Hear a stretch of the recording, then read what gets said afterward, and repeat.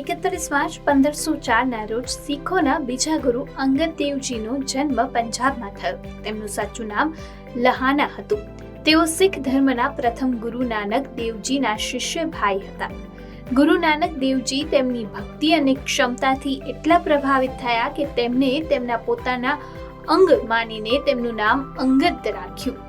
જ્યારે તેઓ શીખના બીજા ગુરુ બન્યા ત્યારે તેમને ગુરુ અંગદ દેવ કહેવામાં આવ્યા.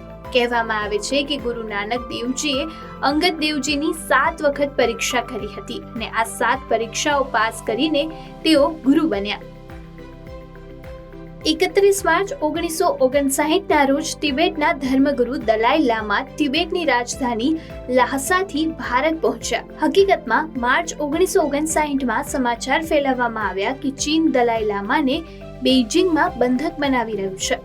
આ પછી 10 માર્ચ 1959થી તિબેટની રાજધાની લાહસામાં ચીન વિરુદ્ધ વિદ્રોહ શરૂ થયો. લગભગ 30,000 લોકો દલાઈ લામાની મહેલની બહાર એકઠા થયા હતા અને ચીન સેનાને રોકવા માટે માનવ દિવાલ બનાવી. ચીન સેનાએ લોકોને હટાવીને અને મારવાના તમામ પ્રયાસો કર્યા. દલાઈ લામાના અંગરક્ષકો પણ માર્યા ગયા. એવું માનવામાં આવે છે કે આ સમયગાળા દરમિયાન લગભગ 85,000 તિબેટિયન વિદ્રોહી માર્યા ગયા અને તેઓ ચીન વિરુદ્ધ હતા. ઘણા દિવસ સુધી ચાલેલા આ સંઘર્ષ પછી જ્યારે ચીન સેના દલાઈ લામાના મહેલની અંદર પહોંચી તો ચીની સેનાને ત્યાં દલાઈ લામા મળ્યા નહીં. તેઓ 20 શિષ્યો સાથે લાહસા છોડ્યાના 15 દિવસ પછી 17 માર્ચે ભારત પહોંચ્યા હતા. ત્યારથી દલાઈ લામા અહીં રાજકીય શરણ લઈ રહ્યા છે. ચીનની ચુંગલમાંથી છટકીને ભારત આવી રહેલા દલાઈ લામા વિશે ટાઈમ્સ મેગેઝિનમાં પણ એક લેખ પ્રકાશિત થયો હતો. 31 માર્ચ 1990 રોજ બંધારણના ઘડવૈયા અને સમાજ સુધારક ડોક્ટર ભીમરાવ આંબેડકરને મરણોત્તર સર્વોચ્ચ નાગરિક સન્માન ભારત રત્ન આપવામાં આવ્યું હતું. આંબેડકરનું અવસાન 6 ડિસેમ્બર 1956ના રોજ થયું. આંબેડકર જીવનભર સામાજિક ભેદભાવ સામે લડ્યા.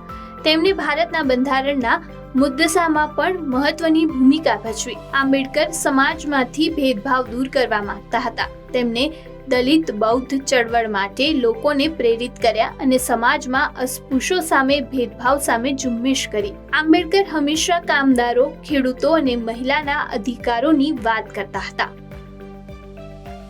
બોલિવૂડની ટ્રેજેડી ક્વીન મીના કુમારીનું નિધન 31 માર્ચ 1972ના રોજ મુંબઈમાં થયું.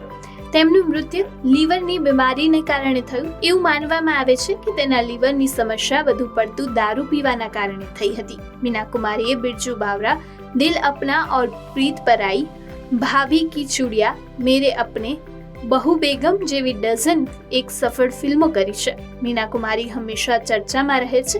તેણે 19 વર્ષની ઉંમરે કમાલ અમરોહી સાથે લગ્ન કર્યા. તેઓ પહેલેથી જ પરિણીત હતા પરંતુ 8 વર્ષમાં જ બંનેના છૂટાછેડા થઈ ગયા. ત્યારબાદ થોડા વર્ષો પછી 1964માં બંનેએ ફરીથી લગ્ન કર્યા. કમાલ અમરોહીએ મીના કુમારી સાથે પોતાની ડ્રીમ ફિલ્મ પાકીઝા બનાવી હતી. આ ફિલ્મને બનાવવામાં 16 વર્ષ લાગ્યા હતા. દર્શકોને પણ આ ફિલ્મ પસંદ પડી હતી પરંતુ મીના કુમારી ફિલ્મની સફળતા જોવા માટે જીવ્યા નહીં. મીના કુમારીએ બાળપણથી જ ઘણું સહન કર્યું હતું.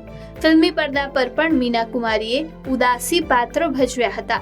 તેથી જ તેને ટ્રેજેડી ક્વીન કહેવામાં આવતી હતી. એફિલ ટાવરનું ઉદ્ઘાટન 31 માર્ચ 1889ના રોજ થયું. ટાવરના ઉદ્ઘાટન સન્માનમાં દર વર્ષે આ દિવસને એફિલ ટાવર ડે તરીકે ઉજવવામાં આવે છે. 1889માં તેના ઉદ્ઘાટનથી એફિલ ટાવર માત્ર પેરિસમાં જ નહીં પરંતુ સમગ્ર વિશ્વમાં સૌથી વધુ ઓળખી શકાય તેવી સીમા ચિહ્નોમાંથી એક બની ગયું. એફિલ ટાવર બનાવનાર ફ્રેન્ચ એન્જિનિયર એલેક્ઝાન્ડર ગુસ્તાવ એફિલ હતા. એફિલ ટાવર એ 1989માં પેરિસમાં યોજાયેલા વિશ્વ મેળાનું પ્રતીક છે. તેને બનાવવામાં 26 મહિનાનો સમય લાગ્યો હતો. શરૂઆતમાં એફિલ ટાવર માત્ર 20 વર્ષ માટે જ બનાવવામાં આવ્યું હતું એટલે કે તેને 1909માં તોડી પાડવાનું હતું પરંતુ તેની લોકપ્રિયતા વધતી જોઈને તેને તોડી પાડવાનો નિર્ણય રદ કરવામાં આવ્યો. તેને બનાવવામાં 7,300 ટન લોખંડનો ઉપયોગ કરવામાં આવ્યો છે. તેની સાથે જ તેને આયર્ન લેડી પણ કહેવામાં આવે છે. જ્યારે એફિલ ટાવર પૂર્ણ થયું ત્યારે તે વિશ્વની સૌથી ઊંચી ઇમારત હતી.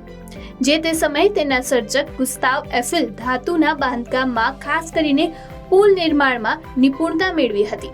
તેમણે ન્યૂયોર્કના સ્ટેચ્યુ ઓફ લિબર્ટીના નિર્માણમાં પણ પોતાનું યોગદાન આપ્યું છે.